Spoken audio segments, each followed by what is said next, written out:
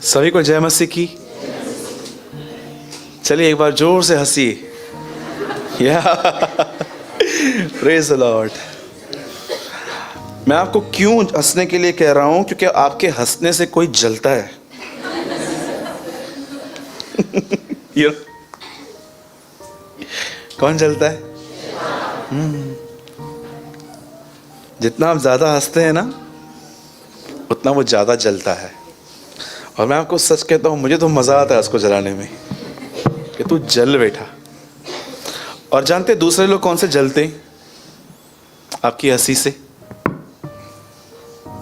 लिखा है, ये वो जमीन है जिसमें बीज बोया गया और जड़ न मिलने के कारण सूरज निकला और वे जल गए।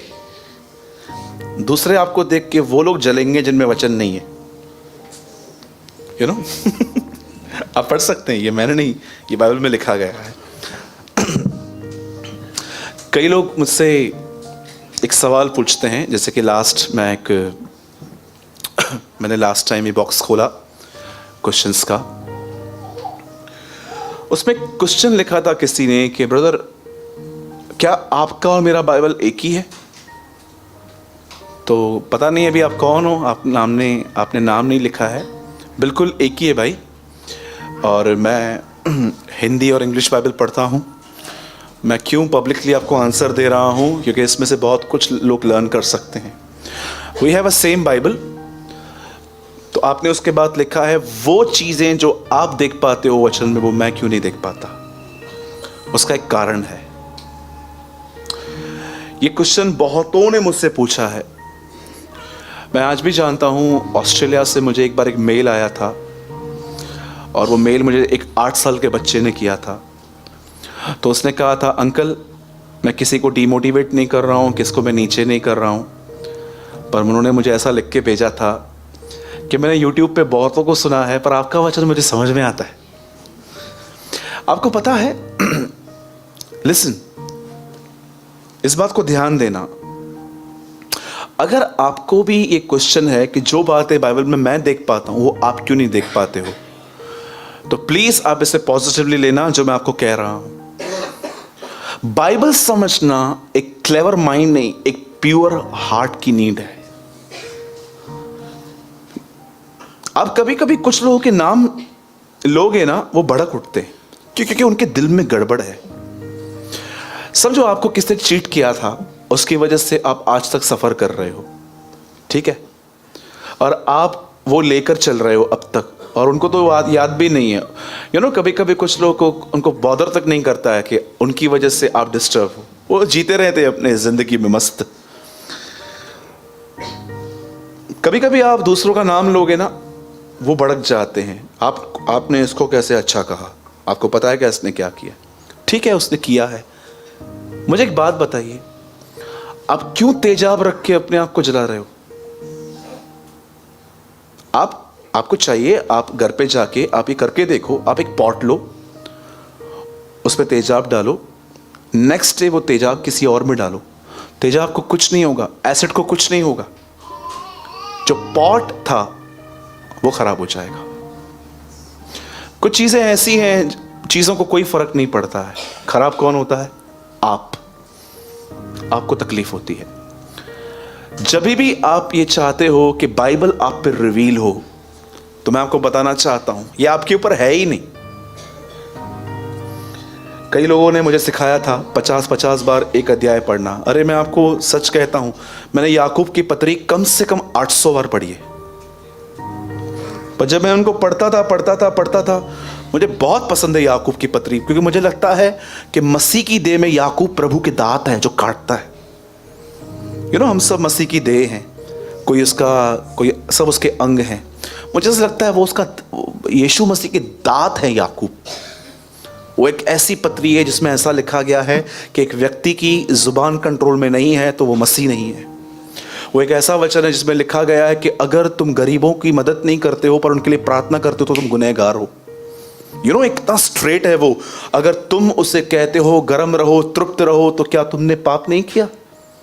वो एक ऐसी पत्री है जिसमें ऐसा लिखा गया है कि दुखों में आनंद करो, और एक जगह पे तो ऐसा लिखा गया है सुनने में बहुत क्विक बनो और बोलने में धीमे बनो।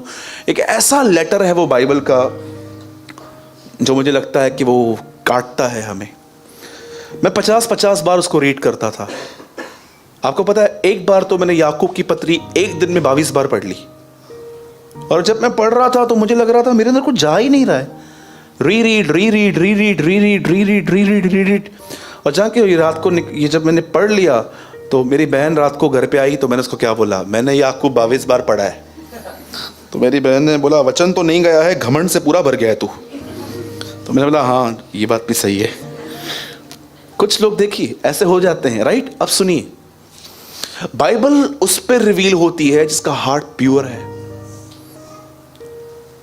आपको क्या लगता है मेरा हार्ट प्योर है? सुनिए, गंदगी घुसने की बहुत कोशिश करती है मेरे अंदर, पर मुझे पता है मुझे अपनी रक्षा कैसे करनी है। सुलेमान कहता है तू अपने मन की रक्षा कर, ये काम परमेश्वर नहीं करेगा। मैंने आज तक ये प्रेयर नहीं की है प्रभु मेरे मन की आप रक्षा करें, नो, वो तेरा काम है। अगर आपको लगता है कि एक दिन एक स्वर्गदूत आपके सामने आपके कुछ ऐसे शीट वगैरह है क्या भाई?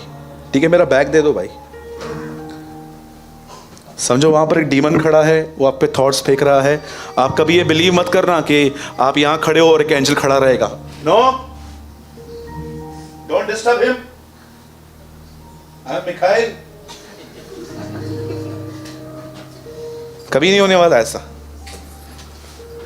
परमेश्वर ने विचार आप तक पहुंचने की अनुमति क्यों दी है? ताकि आप मैच्योर बनो। अदन की वाटिका के बाद, उधर अदन की वाटिका में उस वृक्ष के आसपास कोई स्वर्गदूत नहीं खड़ा था। सोचो अगर प्रभु की स्वर्गदूत खड़ा करता तलवार लेके तो कभी आदम और हवा खाने के लिए जाते? पर प्रभु एक स्वर्गदूत को बोल देता, अगर ये लोग इधर आते ना तलवार दिखा चला। लेकिन खुदा ने ऐसा कुछ नहीं रखा था, वो जानना चाहता था। कितनी बड़ी बात है ना, अय्यूब के घर के आसपास बाड़ा था, अदन की वाटिका में नहीं था। शैतान अय्यूब के घर में घुसने से पहले अनुमति मांगता है, मैं कैसे जाऊं, तूने बाड़ा बांध के रखा है। लेकिन आदम के आसपास कोई बाड़ा नहीं था ताकि वो परखे जाए। आप जानते हो परमेश्वर आपको परखता है। अब हार्ट को प्योर कैसे रखते हैं? भाई जिसने भी ये सवाल आपने बॉक्स में डाला है कि मैं बाइबल पढ़ता हूँ, आपकी और मेरी सेम बाइबल है, पर वो बातें मैं नहीं देख पाता हूँ जो आप देख पाते हो। अब इसमें आपका आंसर है। सुनिए, किसी के लिए नफरत मत रखो, वचन समझ में आएगा। That's it. अगर किसी भी व्यक्ति का नाम सुन के आपके ब्लड में अप डाउन होता है, आप समझ जाओ आप गड़बड़ में हो। पर ब्रदर उन्होंने मुझसे किया है, एग्री, पर बाइबल ये भी कहती है माफ करो।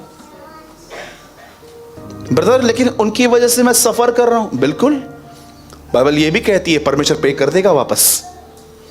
गॉस्पल ये नहीं है कि तुम्हारे साथ बुरा नहीं होगा, गॉस्पल ये है कि बुराई में से भलाई निकालेगा। याद रखना इस बात को। गॉस्पल ये नहीं है कि जो इस कलीसिया में आएंगे, जो यीशु के पीछे चलेंगे, उनके साथ कभी कुछ गलत नहीं होगा। सुसमाचार ये है कि वो उन लोगों के लिए जो उससे प्रेम करते हैं, उनमें से हर चीज भलाई निकालेगा। आपके साथ जो कुछ भी हो रहा है, जो कुछ भी, यहूदा इस्करियोती भी अगर यीशु को पकड़वाने गया तो वो परमेश्वर की इच्छा थी। आपके साथ जो कुछ भी होगा वो प्रभु की मर्जी में होगा। उसे एक्सेप्ट करो, उसको सहन करो, उसको अपनाओ। परमेश्वर हर चीज में आपके लिए भलाई पैदा करेगा, 100%। This is gospel. अपने हार्ट को प्योर बनाए रखो। अरे बहुत सारे लोगों को तो अपने फैमिली के प्रति प्योरिटी नहीं रहती है। ये पत्नियों के अंदर पतियों की गड़बड़, पति के अंदर पत्नी की गड़बड़। आजकल देखो शादियों पे कितने जोक बनते हैं, सास बहू से नहीं बनती, बहू सास से नहीं बनती। इवन आपको पता है मैंने ऐसा भी देखा है कि एक घर के अंदर दो औरतें रहती हैं और दोनों ने अपने बच्चों में कचरा डाल के रखा है कि उस पार मत जाने का। छी, कितनी गंदी बात है ये। आपने बच्चों के अंदर पॉलिटिक्स डाल दी है। मैंने रिसेंटली एक बच्चा देखा, तो वो किसी और का था और मैं एक ही घर में था, तो मैं बच्चे को ऐसा कह रहा था। और जब मैंने दूसरी बार कहा, उसकी मम्मी खड़ी थी। मैंने कहा मैं बुला रहा हूं, उसको क्यों देख रहा है? मैं समझ गया, मां ने बोला है उधर मत जाने का। सोचो, ऐसे इविल लोग भी हैं इस दुनिया में जो बच्चों के अंदर ऐसी बात पैदा करते हैं। यू नो, याकूब को चीटिंग करने की आइडिया किसने दी थी? रेबेका ने। और ये भी एडवाइस दी, जा ये कर, मैं तेरे को बना के देती हूँ खाना। और जब उसने कर लिया, उसको बोलती है भाई काम कर, जा मेरे भाई अपने मामा के पास चला जा, लाबान के पास जा। एक चीटर दूसरा चीटर को मिला। लाबान उससे बड़ा चीटर था। 7 साल मजदूरी करवा के और 7 साल करवाई। तुम शेर हो ना, खुदा तुमको 1.25 शेर मिलवाएगा 100%। तुम छोटे चीटर बनोगे ना, प्रभु तुमसे बड़ा चीटर तुमसे मिलवाएगा। क्योंकि प्रभु कभी कभी देखता है चीटर को, चीटर ही सुधारता है।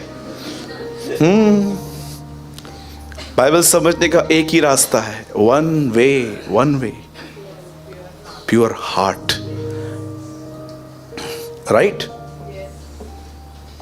आपके अंदर किसी के लिए कुछ नहीं होना चाहिए। मैं जीसस इस लाइफ चर्च के इस पुलपिट पे खड़ा होकर कहता हूं, मेरा कोई दुश्मन नहीं है, कोई भी नहीं, न कोई आदमी, न कोई बहन, कोई भी नहीं, कोई भी नहीं, एक भी नहीं। मेरा एक ही दुश्मन है जो मेरे बाप का दुश्मन है, शैतान।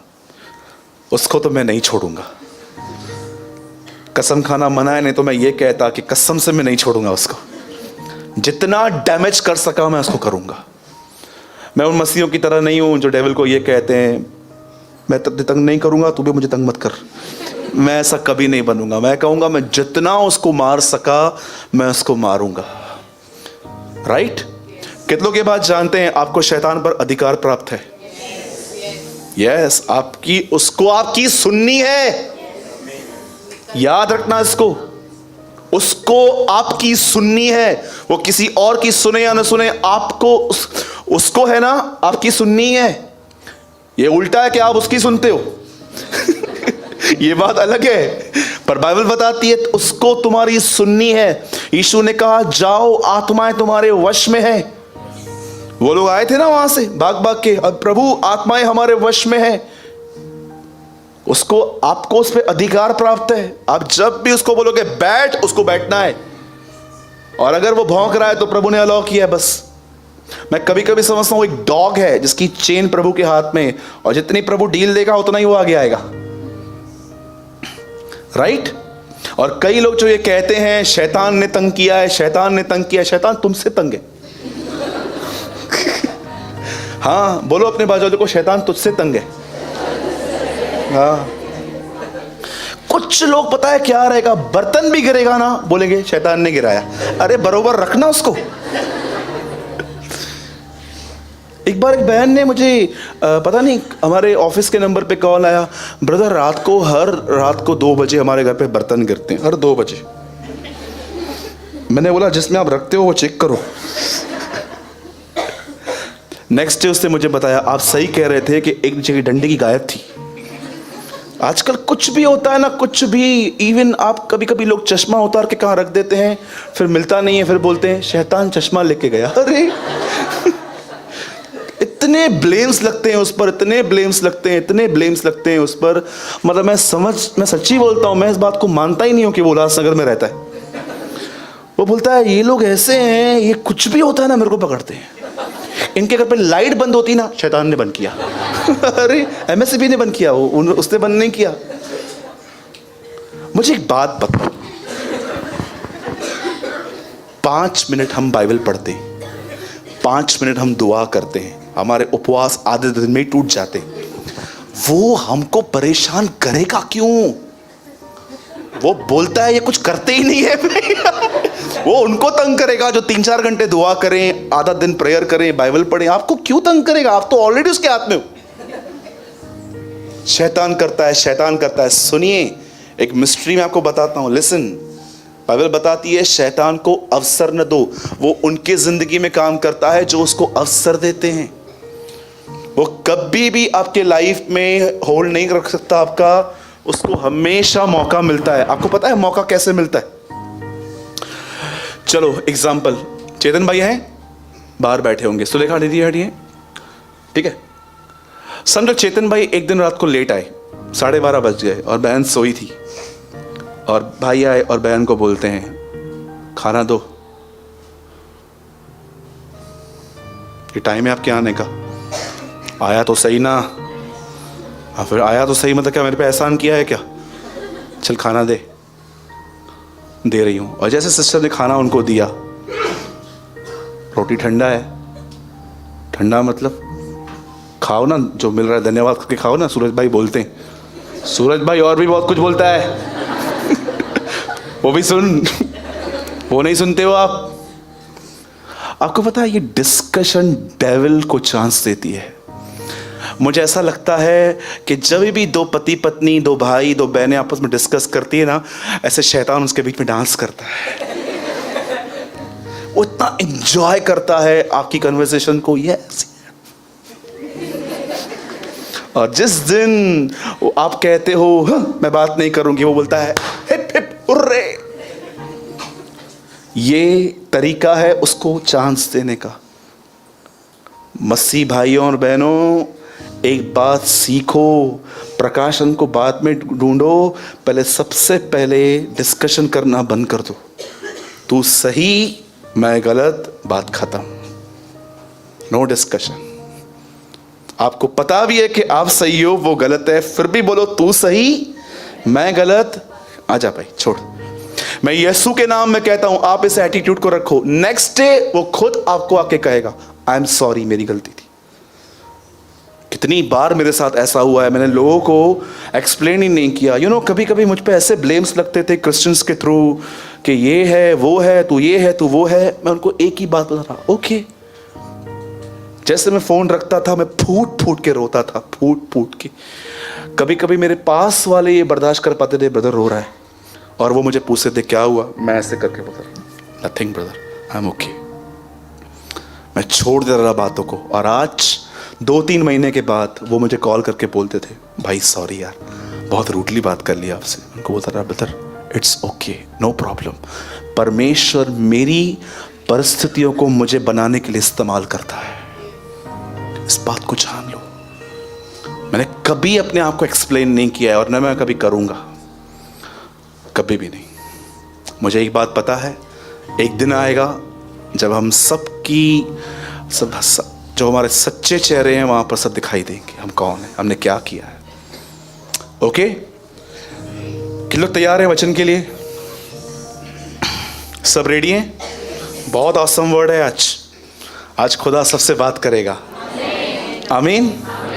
ओके, आइए हम सब खोलेंगे इब्रानियों की पत्री और उसका 12वां अध्याय। सबने खोल लिया? 24। और नई वाचा के मध्यस्थ यीशु और छिड़काव के उस लहू के पास आए हो जो हाबिल के लहू से उत्तम बातें कहता है। आज इस चीज की बहुत लोगों को कम जानकारी है कि ब्लड क्या होता है। आप जानते हो यहूदी आज भी जब अपने बच्चों को बड़ा करते हैं तो अपने बच्चों को बाइबल की कौन सी किताब सबसे ज्यादा पढ़वाते हैं? लेवी व्यवस्था। मैं आपको सच कह रहा हूं, यहूदी लोग आज भी जब अपने बच्चों को बड़ा करते हैं, उनकी अपब्रिंगिंग में जो सबसे ज़्यादा किताब जो उनको पढ़ाई जाती है वो है लेवी व्यवस्था, जो बहुत सारे लोग पूरी नहीं कर पाते हैं क्योंकि उसमें पूरे सैक्रिफाइसेस लिखे हैं। और ये तो छोड़ो, आप अगर पुराने नियम में आप पुराना नियम किसको दोगे ना, तो बहुत सारे लोगों को तो वो किताब मिलती भी नहीं है, क्योंकि बहुत सारे लोगों ने उस किताब के बारे में कुछ जाना ही नहीं है, समझा नहीं है। जबकि एक वही बुक है जो बताती है कि ब्लड क्या है, क्योंकि हर अध्याय में आपको मिलेगा कि एक जानवर लो, उसको काटो, उसका ये हिस्सा अलग करो, झिल्ली अलग करो, गुर्दा अलग करो, ये अलग करो। सेम बातें पढ़ पढ़ के लोग उब जाते हैं और वो सीधा व्यवस्था विवरण में चले जाते हैं कि यार इसको छोड़ दे, बाद में देख लेंगे। पर यहूदी हर एक व्यक्ति को सबसे पहले ये पढ़वाते हैं ताकि उनके बच्चों को कहाँ ना कहाँ ब्लड का महत्व पता हो। आप जानते हैं, एक और वचन हम लगाएंगे, मैं चाहता हूं आप थोड़ा इस पर ध्यान दीजिए। पहला पतरस पहला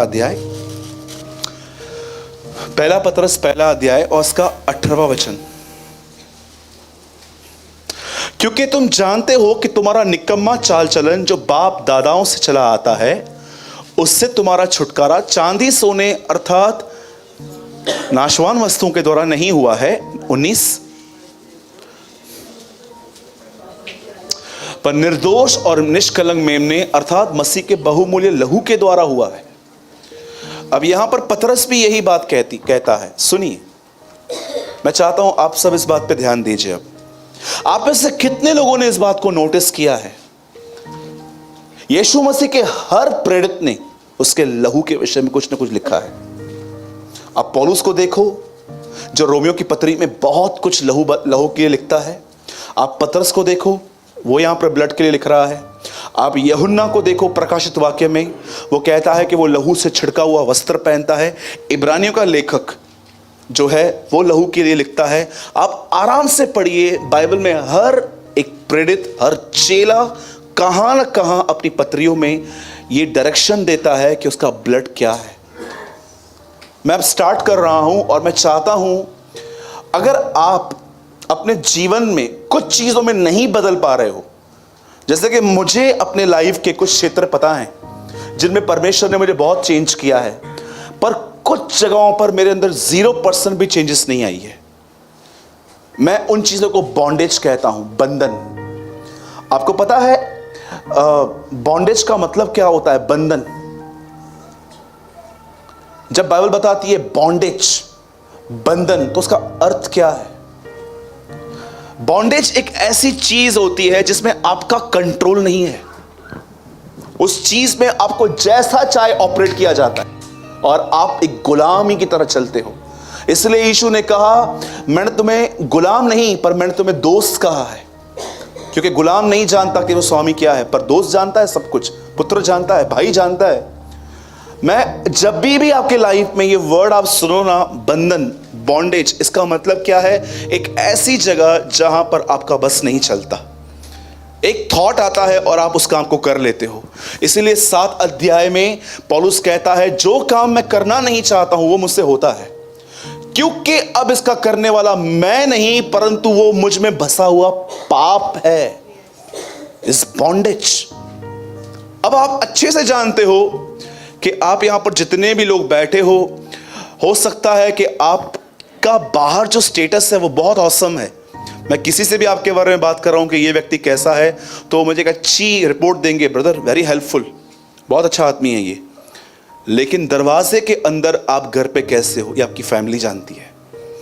कई बार जब हम बाहर इस जगह पे ऐसा लिखा गया है, ये स्वतंत्र होने की प्रतिज्ञाएं देते हैं पर समय सड़न के गुलाम हैं। कभी कभी हम लोग बहुत दिखाई देते हैं कि हम बहुत स्वतंत्र हैं, पर सच्चाई ये होती है कि कभी कभी हम इतने गुलामी में रहते हैं कि हम स्लेव हो जाते हैं। जैसे कि मैं आपको अपना एक बॉन्डेज बताता हूं जिससे मैं रिसेंटली फ्री हुआ हूं। आपको पता है, रात को सोने के बाद भी मुझे लगता था कि मैं दोपहर में भी सो जाऊं, और इसकी वजह से मेरे बहुत सारे काम रुकते थे।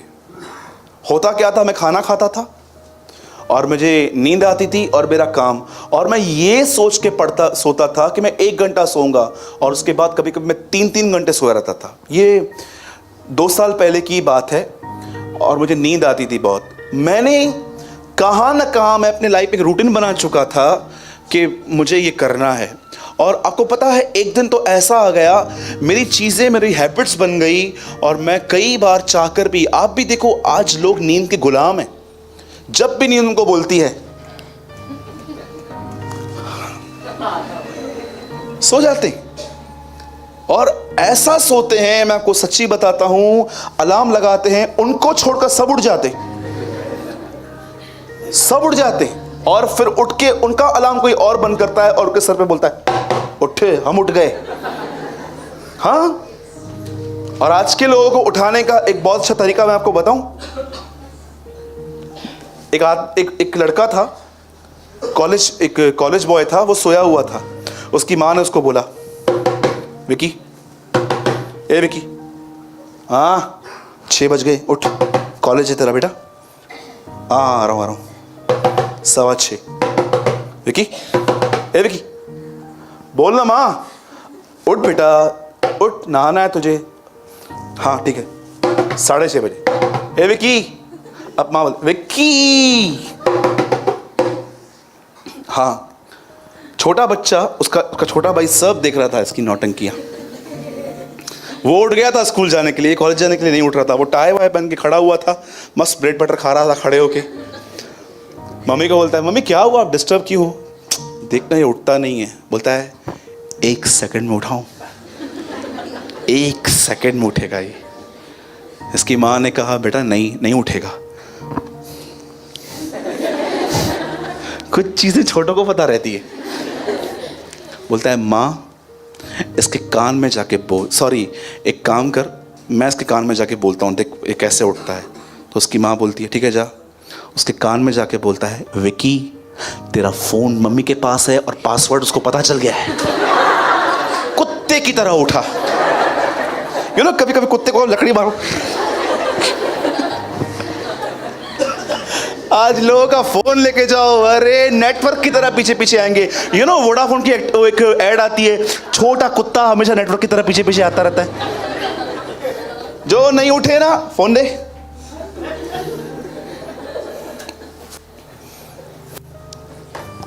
पंकज उठ। नहीं उठूंगा। बा 1 सेकंड।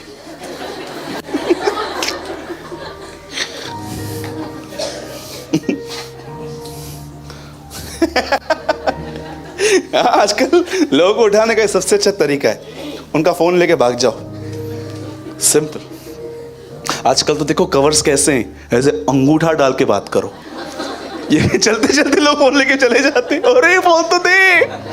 ठीक है, काम कर, वो चिप देते उसमें गड़बड़े, फोन लेके जा, इधर दे। सी, आज ये हालत है। सुनिए, अभी ध्यान दीजिए। नींद जो है वो बुरी नहीं है। परमेश्वर ने आपका बदन इस तरह बनाया है कि आपको 8, 9, 7 घंटे नींद चाहिए। मैं नहीं कहता हूं कि हर एक को मेरी तरह 5 घंटे सोना चाहिए, पर आपको नींद चाहिए। पर कभी कभी आपको लगता नहीं है, आप बहुत सो चुके हो, अब वाजिब नहीं है, अब आपको काम करना है। लेकिन कुछ लोग की ये लाइफ है। और सुनिए, लेजीनेस से सिर्फ लड़ना नहीं पड़ता है। आप समझो, कुछ चीजें हमें लगती हैं कि ये नेचर है, पर नेचर नहीं है, बॉन्डेज है।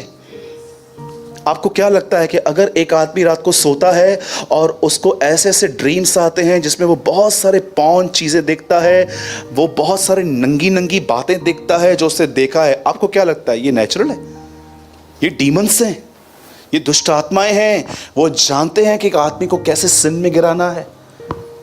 मैं आपको बताना चाहता हूं, एक आत्मा है जिसका नाम है, आपको पता है, फिरौन की आत्मा। मूसा, एक फिरौन के अंदर एक आत्मा थी। मूसा जब भी उनको बोलता रहा, मेरे लोगों को जाने दे ताकि वो प्रभु के लिए आराधना करना जाएं, पर्व मनाएं, कहते हैं ना, वो जाने दे रहा था। एक ऐसी आत्मा भी है इस दुनिया में जो इंसान को परमेश्वर की आराधना करने के लिए रोकती है। आप देखो, जब इजबेल मर रही थी तो वो क्या कर रही थी? लिखा है वो सुरमा लगा रही थी। अब हुआ क्या, येहू वहां पर गया और येहू ने उसको ऐसे यहां तक ऐसे तीर खींचा, और जैसे वो उसको लगा, उसके पीछे 2 खोजे खड़े थे, उन्होंने उसको धक्का दे दिया, वो नीचे गिर गई। आप देखो, जिस दिन वो मरी उस दिन वो अपनी छत पे खड़े होके, एक बालकनी में खड़े होके फैशन कुछ ऐसा कुछ कर रही थी, मेकअप कर रही थी वो। आप कभी कभी कुछ लड़कियों को देखोगे ना मेरी बहनों, आप देखो वो 24/7 आपको मेकअप में दिखेंगी, 24/7। ये क्या है? ये स्पिरिट्स हैं। क्या कहती है बाइबल तीमुथियुस में? परमेश्वर ने तुम्हें भय का नहीं पर सामर्थ का आत्मा दिया है। भय सिर्फ एक भावना नहीं है, वो एक आत्मा है। और आपको क्या लगता है इजबेल एक लेडी है? रेवलेशन पढ़ के देखिए, यूहन्ना को प्रभु कहता है, तू इजबेल को अपने यहां रहने देता है। आप पुराने नियम में देखो, वो हमेशा एलिया को मारने के पीछे भागती थी। नए नियम में एलिया का आत्मा किसके ऊपर था? और राजा हेरोदेस ने जिससे अफेयर रखा था उसके अंदर कौन था? इजबेल। वहां पर भी आके कहती है, मेरे को ये चाहिए। स्पिरिट, दिस इज स्पिरिट, ये आत्मा है। आपको लगता है ये नॉर्मल चीजें हैं, आंखों का भटकना, पर मैं आपको बताना चाहता हूं ये सब बंधन है। ये बचपन से रह रह के दुनिया ने हमको ये नाम दे दिया है कि ये तो नेचुरल है। ये नेचुरल नहीं है, ये डार्कनेस है जिससे यीशु हमको छुड़ाने आया, इसलिए उसका जन्म हुआ। तू अपने लोगों का उनके पापों से उद्धार करेगा। ये प्रोजेक्टर, इसके पीछे भी आप बिलीव करेंगे जो वर्ड लगा हुआ है वो है, वह इसलिए नहीं आया ताकि संसार पर दंड किया गया दे, पर इसलिए ताकि संसार उसके द्वारा उद्धार पाए। मेरा बहुत मन था जब हम चर्च को डिजाइन कर रहे थे कि हमारे चर्च में 2 वर्ड्स जो यहां पर लगे हों, दोनों में उद्धार शब्द हो। दोनों में उद्धार शब्द है। इस प्रोजेक्टर के पीछे 3:17 जॉन लगा हुआ है। अब ध्यान दीजिए, मैं वर्ड स्टार्ट कर रहा हूं। मुझे ज्यादा टाइम नहीं चाहिए, मैं इसको थोड़े में एक्सप्लेन करना चाहता हूं कि कैसे हम उन बातों पे ओवरकम कर सकते हैं जिन बातों ने एक्चुअली समय हमें ओवरकम किया है। जैसे कि एक चीज है, मुझे लगता है यहां पर हर व्यक्ति को ओवरकम होने की नीड है, और वो है नेगेटिव थॉट्स, नकारात्मक सोच। सिर्फ अपने विषय में, बच्चों के विषय में, परिवार के विषय में, फ्यूचर के विषय में सिर्फ और सिर्फ नेगेटिव सोचते रहना। ऐसी बहुत सारी बातें हैं। Now listen very carefully. Bible ऐसा बताती है, परमेश्वर ने 6 दिनों में इस सृष्टि को बनाया। 7वें दिन उसने विश्राम किया। विश्राम करने के बाद उसने, वचन कहता है, आदम को उसने एक प्लेस पे रखा जिसका नाम था अदन का बाग, अदन की वाटिका। और परमेश्वर ने उसे वहां पर रख दिया और क्या किया, उसके सामने एक इंस्ट्रक्शंस दे दिए, तू सब कुछ खा सकता है सिवाय एक को छोड़ के। पर आदम ने जब उसे खाया और हवा ने भी खाया, लिखा है वे नंगे हो गए और परमेश्वर से डरने लग गए। मैं बिलीव करता हूं कि आदम कहां ना कहां यह बात जान लेता था कि परमेश्वर आ चुका है, क्योंकि इस बार भी जब प्रभु आया तो वो कहता है, मैं तेरा शब्द सुनकर डर गया था। कहां ना कहां जब परमेश्वर उस गार्डन में एंटर होता था, मुझे लगता है कुछ एक्टिविटीज होती थी, कुछ होता था। हो सकता है पत्ते हिलने लगते हो, या हो सकता है कि कुछ और बातें होती हो, पर समथिंग कुछ था। और जैसे परमेश्वर उसे कहता है, आदम तू कहां है, तो वो बाहर, वो कहता है कि मैं नहीं आऊंगा, वगैरह वगैरह, जो भी बातें वहां पर लिखी गई हैं। और उसके बाद प्रभु एक बात कहता है, वो कहता है, तूने क्या किया? बोलता है, तूने जो पत्नी दी उसने मुझे फल खिलाया, पत्नी को पकड़ा तूने, मुझे सांप ने। और जब परमेश्वर ने देखा कि ब्लेम लास्ट सांप पे आया है, तो प्रभु ने जजमेंट भी सांप से ही शुरू की। सबसे पहले सांप को मारा, उसके बाद हवा को बात की, फिर आदम को। अब सुनो, मैंने बहुत जल्दी में निपटारा कर दिया इन बातों का, और अब मैं मुद्दे पे आ रहा हूं। ध्यान दीजिए, आप नोटिस कर रहे हो, जब आदम उस अदन की वाटिका से निकल रहा था तब वो नंगा था, पर उसने अपने आप को पत्तों से ढांपा था। और जब वो निकल रहा था, मैं ये हैरान हो गया कि जब परमेश्वर उसे देख रहा था कि जब वो जा रहा है और वो मुंह लटकाए हुए जब जा रहे थे, तो मुझे लगता है परमेश्वर उनको ऐसा किया, वेट। परमेश्वर ने उनको अपने करीब बुलाया, एक जानवर लिया, उसे काटा, उसकी स्किन निकाली उसने। बोलो स्किन। अब आप मुझे बताइए, स्किन में क्या लगा हुआ रहता है? ब्लड। परमेश्वर ने वो स्किन निकाली, उस स्किन को स्टिच किया उसने। He is a first tailor in the Bible. उसे स्टिच किया और उसको कहा कम। जैसे वो आगे आया, उसके वो कपड़े उतारे और वो उसको स्किन डाल दी गई। अब मुझे बताओ, जब उस स्किन के अंदर जो बातें, जो ब्लड था, वो कहां लगा? आदम की बॉडी पे। आपको कितने लोगों ने इस बात को नोटिस किया है, जब परमेश्वर ने अदन की वाटिका से इंसान को निकाला तो उसके पूरे बदन पर ब्लड लगा के निकाला। वाह। मैं सोचता था, आदम क्या सोचता होगा, यार ये किया क्यों परमेश्वर ने? मैं सोच रहा था प्रभु आपने उसकी स्किन निकाली, उसको स्टिच किया, उसको पहनाए, बरोबर ऐसे अंदर गए होंगी, दोनों बाहें अंदर गई होंगी उसकी, और अब यहाँ तक था वहाँ तक था, I don't know, but Bible ऐसा बताती है कि वो स्किन थी। अब स्किन के ढकने की वजह से पूरे बॉडी पे ब्लड लगा होगा। आपको मैं बताना चाहता हूं, परमेश्वर उसे एक प्रॉफिटिक मैसेज दे रहा था कि एक दिन ब्लड की वजह से तुम कवर्ड हो जाओगे, एक दिन तुम ब्लड की वजह से बचोगे। और आप देखो आगे चल के पूरी इज़राइल भी यही कर रही थी, जब भी वो पाप करते थे प्रभु को ब्लड देते थे। अब सुनिए, परमेश्वर ने अदन की वाटिका में ही सबको बता दिया था कि ब्लड बहेगा। और जहां तक मैं जानता हूं, ये वहां पर शायद लिखा नहीं है, पर मेरी ये सोच है, ये जानवर एक मेमना है। वहां लिखा है कि परमेश्वर ने एक पशु काटा, पर मुझे लगता है ये मेमना है। आप जानते हो उसके बाद क्या लिखा गया है? एक समय आया, ध्यान दीजिएगा, एक समय ऐसा भी आया जब इज़राइल के लोग जो थे वो गुलामी में थे। बोलो गुलामी में। गुलामी का मतलब समझते हो? मुझे नहीं पता है कि आप में से कितने लोग सच में डिक्शनरी में गए हैं इस वर्ड को समझने के लिए। गुलामी, आपके पास कोई ऑप्शन नहीं है गुलामी में, आपको करना है। आप बॉस नहीं हो, आप गुलाम हो, आपको जो ऑर्डर मिलेगा आपको करना पड़ेगा। जब परमेश्वर के लोग गुलामी में थे तो जानते हैं एक दिन क्या हुआ? परमेश्वर मूसा को कहता है, जा मेरे लोगों को आजाद करवा। और बाइबल बताती है वो वहां पर पहुंचा और उसने फेरो से बात करना स्टार्ट किया, मेरे लोगों को जाने दे। पर मैं आपको बताना चाहता हूं, सुनिए, अब उस रात क्या हुआ? जिस रात फेरो ने उनको जाने दिया था, बाइबल बताती है परमेश्वर ने उन्हें कहा, सुनो, आज की रात मैं तुम्हें यहां से निकाल लूंगा, पर आज की रात तुम्हें एक काम करना है, एक मेमना लो, उसे काटो, और उसका जो ब्लड है, समझिए ये एक डोर है, ठीक है, इसे चौखट पे लगा दो। और होगा क्या?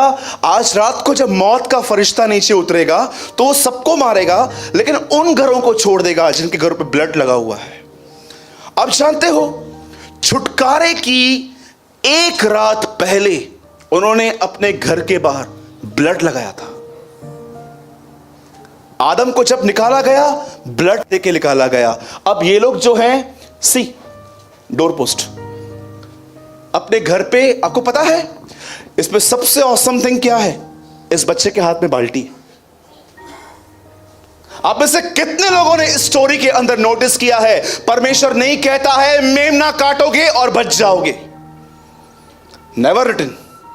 अरे मैंने कल इतना पढ़ा, इसको इतना पढ़ा, मैं सोच रहा था प्रभु क्या सुना है मैंने आज तक यार।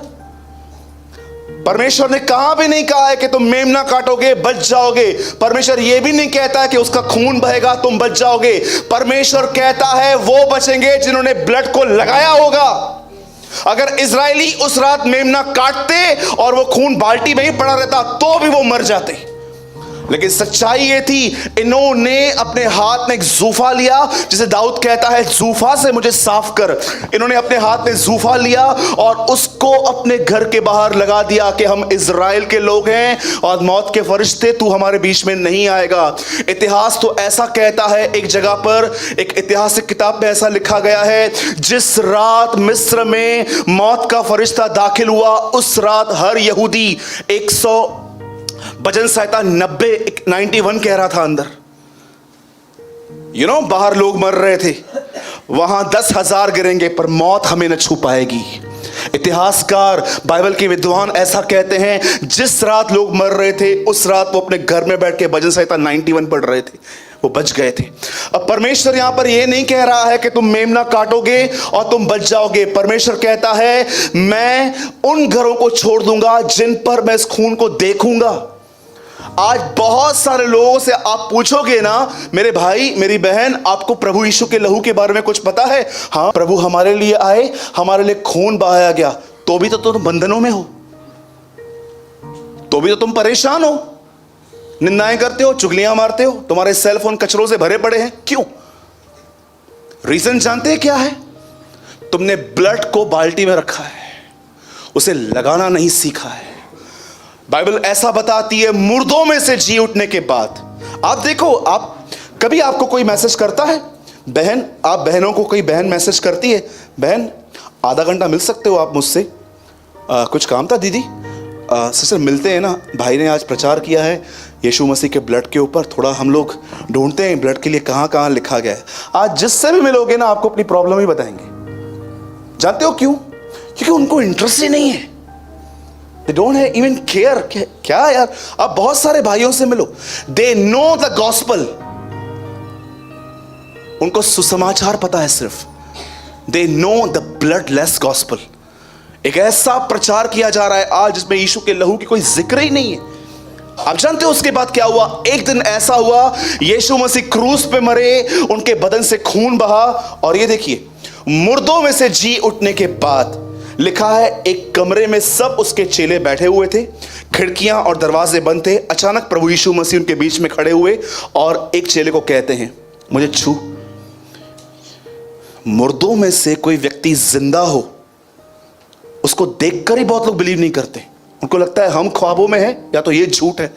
इसीलिए यीशु ने याईर की बेटी को जिंदा करके कहा, इससे कुछ खाने को दो ताकि तुम्हें बिलीव हो, इसको दो खाने को ताकि तुम्हें होश आए। आपने पढ़ा है वचन? यीशु ने याईर की बेटी को जिंदा किया तो क्या कहा? इससे कुछ खाने को दो। मैं बोला प्रभु उनको भूख लगी थी क्या? उसको भूख नहीं लगी थी, इनको होश में आने दे। कि ये खाना को दे, और हाथ में पकड़े, अरे हाँ कहां गई थी, इनको होश आए। आप जानते हो बाइबल क्या बताती है? मुर्दों में से जिंदा होने के बाद उसके सब चेले वहां पर थे, और वो उनके बीच में आके खड़ा होकर एक बात कहता है, आओ मुझे छू। कुछ समय पहले वो मरियम को कहता है मुझे मत छू, लेकिन अब वो कहता है मुझे छू। देख, अपने बॉडी के बारे में एक्सप्लेन करता है वहां पर। ऑसम, ऑसम है ये। बोलता है मुझे छू, ये देख मांस, ये देख हड्डी, ये देख। भूत के मांस और हड्डी नहीं होते भाई, ये देख है मेरे पास, दोनों है। प्रभु आप एक चीज भूल रहे हो, इंसान के पास बॉडी में हड्डी है, मांस है, लहू है। यीशु कहता है मुझे छुओ, ये देखो मांस भी है, हड्डी भी है। प्रभु खून कहां है? बहा दिया गया। आप जानते हो जब यीशु मसीह मुर्दों में से जी उठा, उसके बदन में खून का एक ड्रॉप तक नहीं था। तो ब्रदर वो उठा कैसे? विदाउट ब्लड ताकत कैसे आई? पढ़िए रोमियो पहला अध्याय, क्या लिखा है? पवित्र आत्मा की सामर्थ्य से वो जी उठा, परमेश्वर इसको अपनी ताकत से उठाया। आप जानते हो यीशु ने अपना खून तो बहा दिया। मेरा सवाल आज ये है, इस पत्री के अंदर एक याजक, कई लोग कहते हैं ना पौलुस की इब्रानियों पौलुस ने लिखा है, उन्होंने लिखा है, वो लिखा है। मैं आपको पर्सनली बताऊं, मुझे इस बात पर बिलीव ही नहीं है कि इब्रानियों पौलुस ने लिखा है। क्योंकि इब्रानियों की पत्री में इसलिए कह रहा हूं क्योंकि हर पत्री में पौलुस ये बात कहता है, मेरा प्रिय पुत्र तिमुथियुस, पर इस पत्री में यहां पर लिखा है हमारा भाई तिमुथियुस छूट गया है। मैं बिलीव नहीं करता हूं, मैं ये बिलीव करता हूं वो पत्री एक याजक ने लिखी है, जो पुरानी वाचा का कोई सेवक था। क्योंकि मंदिर में क्या क्या पड़ा है, ही नो एवरीथिंग। अब जो कहते हैं मुझे उनसे भी कोई दिक्कत नहीं है, पर मैं बिलीव नहीं करता हूं कि ये पत्री एक पौलुस नामक एक व्यक्ति ने लिखी है। खैर ये विवाद नहीं है। कभी लोग मुझसे पूछते हैं भाई किसने लिखा, तो मैं बोलता हूं brother wait wait wait wait, आप कहोगे उसने लिखा और मैं कहूँगा इसमें झगड़ा हो जाएगा, चलो बीच में आ जाते हैं। सच्ची बात यह है जिसने भी लिखा हो पर पवित्र आत्मा ने लिखा है। खत्म बात, ठीक है। नॉलेज के बात पे कभी किसी से झगड़ा नहीं करना है। उसके बाद पे वो कहता है नहीं ऐसा नहीं है, उनको बोलो ओके जय मसीह की, अपना थियोलॉजन रखो अपने पास, हमको नहीं चाहिए, राइट। अब यहां पर क्या लिखा है? यीशु का लहू हाबिल के लहू से उत्तम बातें करता है। आप जानते हो इस ब्लड में सबसे अच्छी बात क्या है? अरे यार सबसे ऑसम थिंग जानते हैं क्या है? ये ब्लड प्रेयर करता है। ऑसम बातें करता है। हाबिल का मर्डर हुआ, केन ने उसको मार दिया। परमेश्वर धर्मी की मौत देखने के लिए उतर आता है। वचन में लिखा गया है स्तेफनोस को जब पथराव किया जा रहा था, पूरी बाइबल के अंदर लिखा गया है कि यीशु परमेश्वर के दाहिनी ओर ऐसे दुआएं करता है।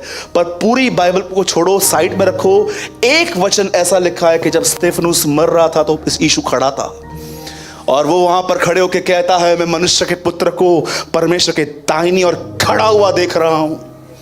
एक अकेली प्लेस है जहां पर यीशु मसीह खड़ा था, क्योंकि लिखा है वो धर्मियों की आत्माओं का परमेश्वर है, वो नबियों की आत्मा का परमेश्वर है, वो वक्ताओं की आत्मा का परमेश्वर है। आपको पता है जब वो मर रहा था, हाबिल जब मरा, मैं बिलीव करता हूं परमेश्वर आया और परमेश्वर ने देखा वो ब्लड कुछ मांग रहा था। वो ब्लड कुछ मांग रहा था। आपको पता है वो ब्लड रिवेंज मांग रहा था। खुदा, इस बंदे को तू कैसे छोड़ रहा है, तू उसे मत छोड़।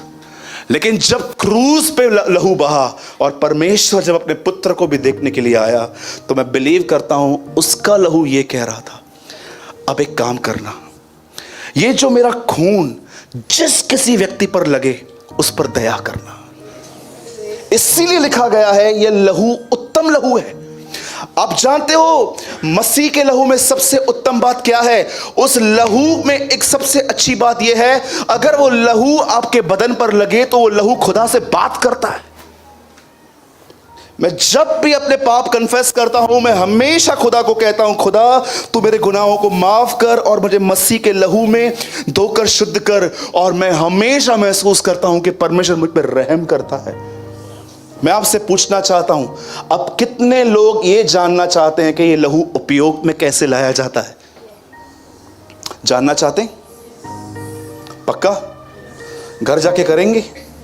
आप साबुन साइड में रखो, रेनॉल्ड बॉन्की कहते हैं आप साबुन साइड में रखो तो भी आप क्लीन नहीं हो सकते हो, उसको उठाना पड़ेगा और साफ करना पड़ेगा। अरे उसको तो छोड़ो, वो कहते हैं तुम साबुन की कंपनी में काम भी क्यों ना करो तो भी तुम शुद्ध नहीं हो सकते हो, तुम्हें साबुन लेना पड़ेगा, उसे लगाना पड़ेगा। अब सुनिए ये लहू कैसे काम करता है, मैं आपको बताना चाहता हूं।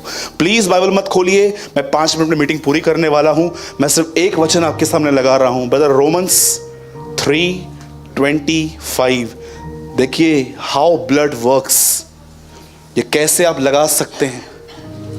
उसे परमेश्वर ने उसके लहू के कारण एक ऐसा प्रायश्चित ठहराया जो विश्वास करने से कार्यकारी होता है, कि जो पाप पहले किए गए और जिनको परमेश्वर ने अपनी सहनशीलता से आनाकानी की, उनके विषय में वह अपनी धार्मिकता प्रकट करे।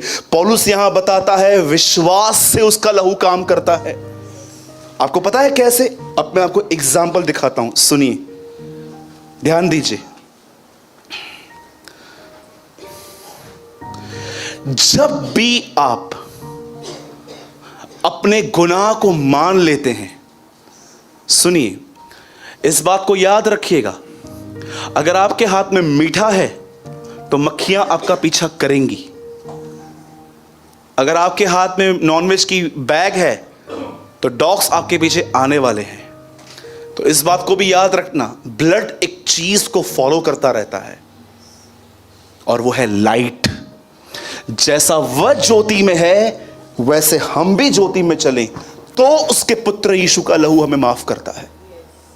सबसे पहले इस बात को याद रखो, जब आप अपने गुनाह को मानते हो, एक गुनाह, प्रभु मुझे माफ कर, मैं बातों को ऐड करता हूं, मैं बातों को बढ़ा चढ़ा के बताता हूं। ये गुनाह करते हैं सब लोग, बहुत सारे गुनाह होते हैं, और प्रभु मैं इन पापों से नहीं निकल पा रहा हूं। उस समय आप एक वचन कह सकते हो, जो वचन में लिखा गया है, प्रभु लेकिन आपके वचन में लिखा गया है आपके लहू में अपराधों की क्षमा और छुटकारा है। जब आप ये कहते हो ना, मैं आपको बताना चाहता हूं, आप अपने घर के बाहर ब्लड लगा रहे हो। जितना कन्फेस करोगे ब्लड के वर्ड, उतना ये काम करेगा। तो ब्रदर अगर मैं कन्फेस ना करूं तो कोई प्रॉब्लम नहीं, जैसे आए थे वैसे चले जाओगे, नो प्रॉब्लम। कितने लोग हैं जो अपना कमरा बंद करके ये कहते हैं, स्वर्गीय पिता, यीशु मसीह के नाम से मैं तेरे सामने आता हूं, मैं एक एक्टर हूं प्रभु, एक्टर, मैं सिर्फ एक्टिंग करता हूं कि मैं एक मसीह हूं, मुझे बाइबल के बहुत सारे वचन याद हैं, लेकिन सच्चाई ये है प्रभु जी कि मेरे अंदर मेरे भाइयों और बहनों के प्रति नफरत है, मैं लोगों के नाम को खराब करता हूं, मैं उनके नाम को बदनाम करता हूं प्रभु। लेकिन आज मैं रियलाइज हो रहा है मुझे कि मैं गलत हूं, और मैं दुआ करता हूं, तेरे खून में है, तेरे खून में एक क्वालिटी है कि तेरा खून मुझे क्षमा करता है और छुटकारा देता है। मैं प्रार्थना करता हूं, मुझे अपने लहू से धो, मुझे अपने लहू से साफ कर, मेरे अंदर से बंधनों को तोड़। आप जब ये कन्फेस करना स्टार्ट करोगे ना ब्लड के वर्ड, मैं आपको सच कहता हूं, कहां ना कहां आप ये महसूस करोगे कि पवित्र आत्मा इस ब्लड को लेके आपके अंदर बंधन तोड़ेगा। हम जानते हैं कई बार हम विश्वासी ब्लड लेस प्रेयर करते हैं। स्वर्गीय पिता, हम दुआ करते हैं यीशु के नाम में। आज मैं कलीसिया गया, सही बोलता है भाई प्रभु, मैं बहुत बकबक करता हूँ, बकबक करती हूँ, मुझे माफ़ कर। तुमने अपने प्रार्थना में यीशु के लहू की कोई जिक्र तक नहीं किया, क्योंकि तुम बहुत राइचियस हो, तुम अपनी ही नज़र में बहुत बुद्धिमान हो। और जानते कुछ लोगों को वास्ता तक नहीं है इन चीज़ों का। उनको जानते हैं वास्ता क्या है? मैं आपको बताऊं, मैं आपको सच कहता हूं, ये बड़ी खतरनाक चीज़ है बिलीवर्स में। जानते हो वो किस चीज़ से संतुष्ट हैं? मैं चर्च होकर आया हूं, आज चर्च होके आया, आज मैं चर्च गया था, ओह थैंक यू। आप आए, घर पे होमवर्क कुछ नहीं करोगे? हाँ, टीचर अच्छे से जानती थी हम लोग कैसे हैं, इसलिए वो होमवर्क देती थी। मैंने इतनी मारे खाई थी होमवर्क न करने पर, इतनी मारे खाई थी। मेरे टीचर एक दिन तो ऐसे उसका माइंड सेट हो गया था कि नहीं पढ़ता है, और जैसे वो आती थी वो कहती थी, मैं उनको बोलता था जा रहा हूं। आपको पता है बहुत सारे स्टूडेंट्स मसीह में ऐसे हैं, कोई होमवर्क नहीं है घर पे, स्कूल होकर आए हैं, बस स्कूल से आएंगे ऐसे बैग उतार के फेंकेंगे, मैं जा रहा हूं। कहाँ जा रहा है? जा रहा हूं। अरे पढ़ेगा कौन, तेरा बाप? हाँ पढ़ा उसको। मैंने अपनी आंखों से देखा है, मैं जिस अपार्टमेंट में रहता था पहले, वहाँ पर एक बच्चा आता था, वो ऐसे आके बैग ऐसे फेंकता था। मैं कई बार जब मॉर्निंग में आता था, वो बैग ऐसे फेंकता था। आप बिलीव करो, वो बेल्ट भी ऐसे निकाल के, बैच निकाल के फेंकता था। मम्मी मैं जा रहा हूँ, और जाते जाते मालूम वो क्या बोलता रहा? मैं पढ़ के आया हूँ। अरे तेरा पेपर है कल? पढ़ के आया हूँ, मैं आ रहा हूँ। आज लोगों को ये स्पिरिचुअलिटी लगती है। मैच आई ब्रदर, माँ ही नहीं आया, ताए सामू बैठी ना, नहीं है पूछा गया ना, मैं आती हूं, मैंने आपके क्या सो व्हाट? क्या घर पे कुछ होमवर्क करते हो कि घर जाएं और अपने ऊपर इस ब्लड के वचन ढूंढें? अरे मेरे पास इतने ब्लड के वर्ड्स हैं, और मैं यहां पर लाता नहीं हूं क्योंकि मुझे पता है सब मुझसे मांगेंगे, ढूंढेगा कोई भी नहीं, ढूंढेगा कोई भी नहीं। मैं हैरान हो गया, प्रभु आपने कहा तू उनको उनके पापों से उद्धार करेगा, लेकिन कुलिस्सियों में लिखा है ये उद्धार लहू से होगा। पतरस कहता है एक जगह पे, तुम्हारा जो छुटकारा है उसके लहू से है, बाप दादाओं का गंदा स्वभाव। मैं सच कहता हूं, मैं इतना तंग हूं इस स्वभाव से अपने आप में कि प्रभु मेरे फोर फादर्स का नेचर आखिर मुझ में से कब निकलेगा? एक दिन ये नेचर ऐसे रेस्ट हुआ मेरे अंदर। मैं आपको दिखाऊं कैसे। मैं एक होटल में गया था, मैंने बताई थी पहले ये बात आपको। मैं एक होटल में गया, मैंने 2000 रुपीज़ दिए वहाँ पर। सिर्फ मैंने 100-125 रुपये का कुछ खाया था। 1875 उसको वापस देना था। आप बिलीव करो, पता नहीं उस बेचारे का ध्यान कहाँ पर था, वो किसी और का बिल मेरे पास लेकर आया। इतने सारे पैसे पड़े थे उसमें, कुछ ज़्यादा ही थे, और मैं गिन रहा था और मैं देख रहा था। हाँ, आप बिलीव करेंगे, मुझे वापस देने का मन नहीं कर रहा था। मुझे प्रभु बोल रहा था वापस दे, मैंने थोड़ी ना मांगे, खुद दिए हैं उसने मेरे को। मुझे अमाउंट याद नहीं है, लेकिन मुझे इतना पता रहा जो मेरा अमाउंट वापस आना था उससे ज़्यादा आ गए थे उसके। उन दिनों में नोट भी पुराने थे, नए नहीं थे, मुझे आज भी याद है। कुछ पता नहीं इसको कितना लेके आना था, मैं गिन रहा था, मैंने बोला यार तो डबल आ गए, और मैंने अंदर रखा, और मैं अंदर जैसे मैंने पैसे रखे मेरा मन अशांत हो गया। वापस कर, वापस कर, वापस कर। और मैं बता, तू चुप कर। आपको पता है मैं अपने को क्या कह रहा था? मैंने चोरी थोड़ी ना की है, मेरे को ज़रूरत थी, मैंने प्रार्थना भी की थी, प्रभु ने मुझे इस तरह से दिए।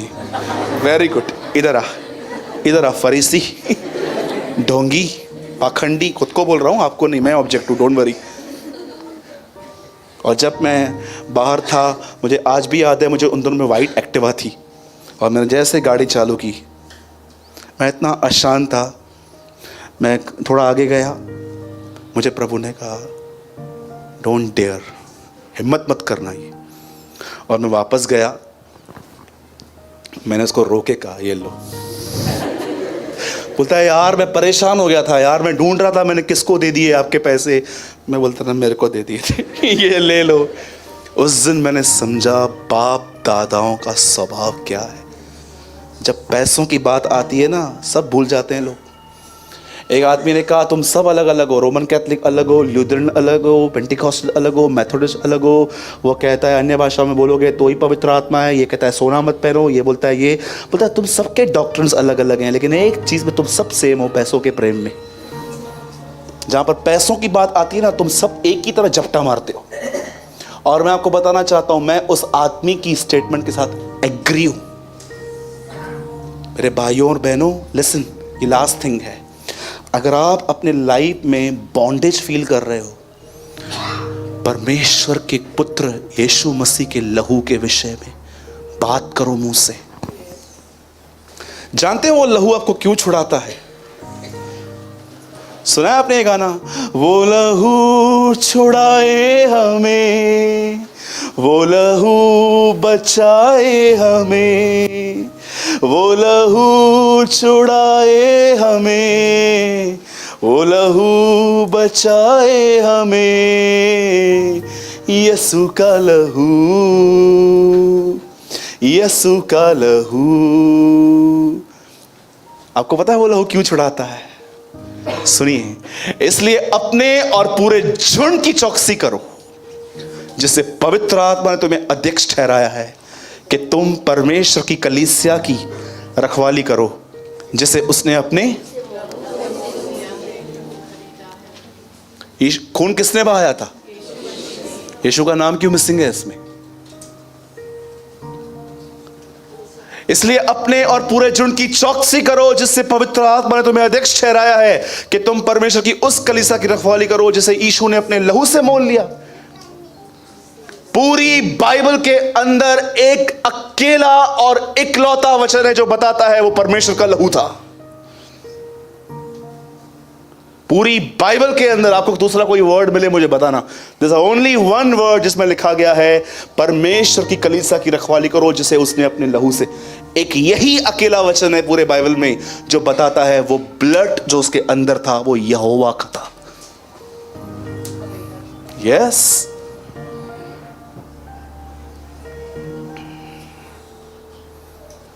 वो परमेश्वर का ब्लड था जो क्राइस्ट में दिया गया था। प्लीज हर दिन इस ब्लड को यूज करना सीखो। और आपको पता है सिर्फ डेविल इस ब्लड से ही डरता है।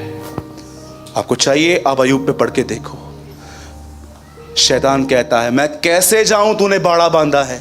शैतान गवाही देता है मुझे इस ब्लड से डर लगता है, प्लीज ये ब्लड मुझे इरिटेट करता है। कितने लोग हैं आज ये निर्णय ले रहे हैं कि आज के बाद मैं अपनी दुआओं में हमेशा यीशु के लहू की मांग करूंगा, मैं मांग करूंगा उसकी। अरे मैं आपको सच कहता हूं, आप ये महसूस करोगे आपके अंदर से कोई जा रहा है। ने कितनी बार महसूस किया है, कितनी बार मैंने ये फील किया है जब मैंने इसके ब्लड के लिए बात की, कुछ होता है। ये इतना रियल है।